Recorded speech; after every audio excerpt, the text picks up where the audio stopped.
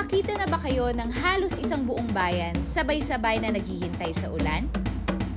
Maagang nagtipon sa isang lugar, matyagang nag-aabang na kahit paano ay maambulan? Ganyan ang naabutan namin sa Mabitak, Laguna. Ang kanilang hinihintay na bumagsak, hindi tubig, kundi pera!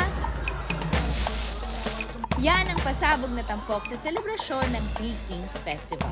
Dito sa Mabitak, mga kapuso, more than 100 years na nilang sineselebrate ang Three Kings. Inuumpisa nila ito sa Misag. Papunta na tayo sa pasabog na part. Ito daw ang pinaka-inaabangan ng mga tao dito.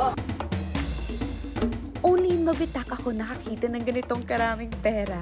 Pala-palanggana, timba-timba, at sako-sakong perang papel at barya. Ang halaga ng lahat ng ito nasa 100,000. Galing raw yan sa mga willing magbigay at mag-donate para sa pasabog ng pera.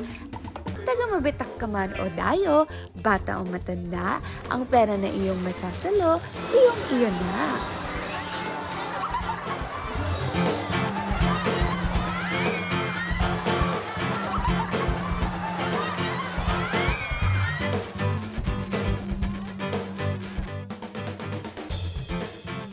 Hindi namin pwedeng palampasin ni Jenzel ang dessert. Yes, meron tayo dito. Hala, may Dala po! Medyo mabigat siya. At malaki siya. Oo nga. Ito yung usually din na binibigay nila na parang pangregalo sa mga bisita na pauwi na. Kaya naman, bago tayo umuwi, tikman na natin yan. Cheers! Lupit na. Para lang siyang mas malagkit na biko. Very chewy.